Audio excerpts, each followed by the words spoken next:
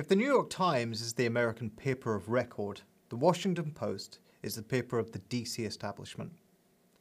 Regarded as a liberal paper, lionized in the movie All the President's Men for its expose of the corrupt Nixon administration during the Watergate scandal, groaning with Pulitzer Prizes, the paper has generally been reviled by the right wing of the American establishment. Conservatives deride it as the Pravda on the Potomac, and that old reactionary pugilist FBI Director J. Edgar Hoover compared it to the Communist Party's newspaper, The Daily Worker. The paper is nonetheless surprisingly conservative. The Post generally supports American wars. It backed Bush's war on Iraq in 2003 and, as Media Matters points out, spun several lies in the process. In 2013, as Iraq was once more about to descend into civil war, it still spoke of the fragile gains of the Iraq War in its lead editorial, and the next year was calling for yet another war.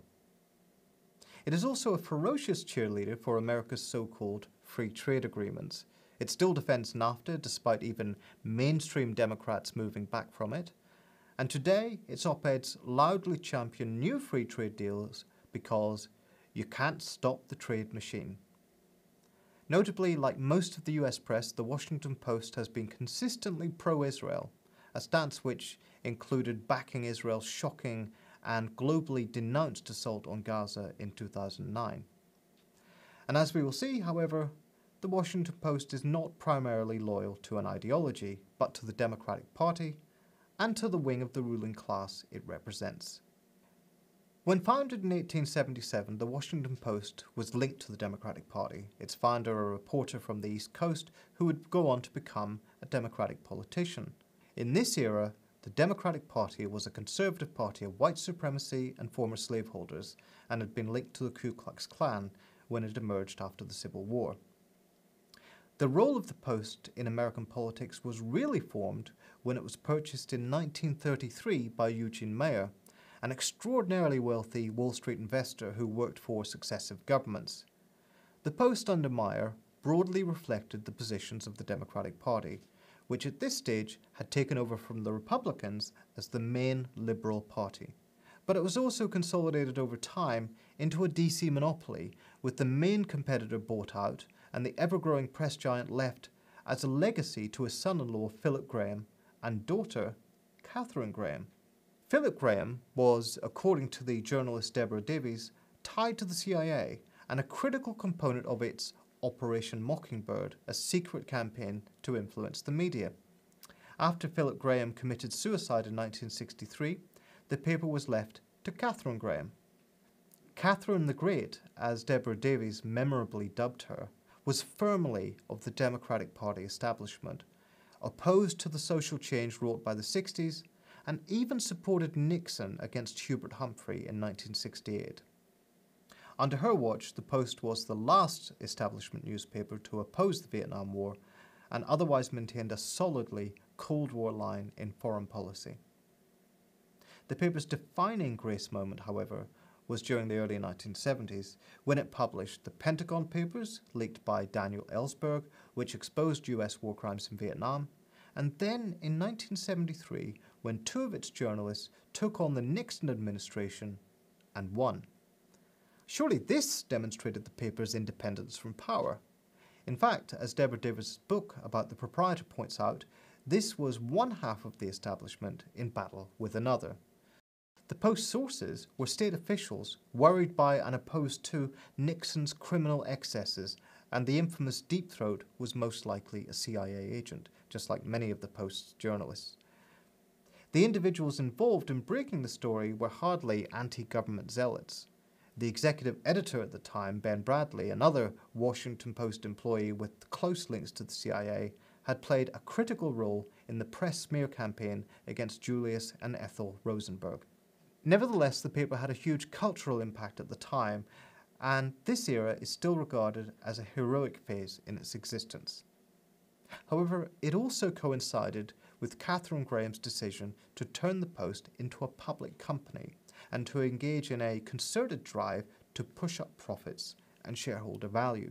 In the ensuing years, Graham, in a new alliance with the now billionaire investor Warren Buffett, dragged the Post farther to the right. During the Reagan years, the Washington Post was consistently supportive of the fundamental principles behind the government's death squad policy in Latin America and fanatically opposed to the success of the left-wing Sandinista government in Nicaragua. And as the CIA was ravaging Central America, the Post's links with the spooks continued. In 1988, Katharine Graham, according to Fairness and Accuracy in Reporting in a piece about the establishment paper, addressed a room full of CIA recruits and gave them the Washington Post version of the free press. There are some things the general public does not need to know, and shouldn't.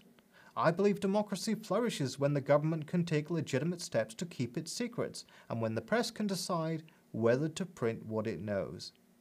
The Post was also strongly supportive of George Bush Sr.'s war in Iraq. As Bill Moyers points out in his documentary Buying the War for PBS, this included 27 editorials supporting Bush's goal. Its analysis when the war ended lamented that the US Army had not deposed Saddam Hussein, but celebrated that US bombing had battered the enemy to near senselessness. By the mid-1990s, the Post star journalists were taking on not the rich and powerful, but America's poor. Bob Woodward in 1994 co-wrote a major front-page article attacking disability benefits for children on the grounds that many recipients were possibly not truly disabled. And anyway, the parents spent the money unwisely. The headline, Costs Over Children's Disability Program, How 26 Words Cost the Taxpayers Billions in New Entitlement Payments. This being right in the middle of the Clinton White House's planned assault on welfare was a highly convivial note for the paper to strike for its Democratic Party allies. The Washington Post ultimately stakes its reputation on the quality of its journalism and its accumulated batch of Pulitzers, and indeed it would be churlish to deny that serious work has been done on subjects ranging from Watergate to the NSA spying on US citizens. However, the Post's coverage is, as the media critics Noam Chomsky and Edward Herman would predict, usually confined within the DC mainstream. Being a corporate concern, dependent on advertising revenue, speaking largely to privileged audiences, and with close ties to the American state, there are limits to its ability to tell the truth. Further, its editorial standards have been known to collapse when faced with the prospect of a Pulitzer. Before the New York Times' Jason Blair, there was the Washington Post's Janet Cook, who in 1981 brought the paper to a devastating low after producing a made-up tale of an 8-year-old African-American heroin addict, inciting a campaign led by the DC mayor Marion Barry to find the boy. Although the Post admitted that at least one of its editors, Alpen Brownlee, had sensed the story to be false and later admitted to smelling a scandal, the paper stood by it, and Bob Woodward submitted it for a Pulitzer Prize, which it won. The story fell apart within less than a year, and the prize had to be returned. The fact that Woodward either didn't notice a fraud or overlooked it may or may not be related to allegations that he himself fabricated a deathbed interview with former CIA Director William Casey. The Los Angeles Times said that Woodward's claims were a fabrication, and Casey's widow denied that he even entered the room. But perhaps more telling is what the Washington Post does when faced with genuine revelations which call into question the political establishment that it represents. It closes ranks. The case study here is Gary Webb, whose revelations in the San Jose Mercury News concerning the alliance between the CIA, the Nicaraguan Contras, and international arms and drugs dealers resulted in a nationwide furore. Webb showed that the CIA was using drug money raised from selling cocaine in American inner cities. Though the story was in its essentials true, the Washington Post led the attempts by the national media to destroy it and the journalists behind it. As Alexander Coburn put it in a story for The Nation on the death of Gary Webb, squadrons of hacks, some of them with career-long ties to the CIA, unloaded their venom on Webb. The New York Times, itself hardly innocent in this affair, reviewed a film about Gary Webb, Kill the Messenger, which recalled a reporter wrongly disgraced. This article states that even the Post's own ombudsman found the paper's attack on Webb excessive, suggesting that it showed more passion for sniffing out the flaws in San Jose's answer than for sniffing out a better answer themselves. At around about the same time as Webb's story was being trashed, the Post also helped cover up another story related to the same period. This was President Bill Clinton's links to a West Arkansas airbase which had been used by the Reagan administration to send supplies to the Nicaraguan Contras and bring cocaine back to the US. It seems that the state finances in Clinton's period may have been bolstered by drugs money. In 1995, two Post journalists, Sally Denton and Roger Morris, had prepared a full investigation, but it was quashed before publication by the managing editor without any explanation. So, the Washington Post, having supported the elimination of the Sandinista government, its senior personnel being tied to the CIA, had tried to suppress the truth of that war, and faced with a real story telling a dark truth about America's empire and its racist drugs war, it was on the side of the political establishment and against the truth.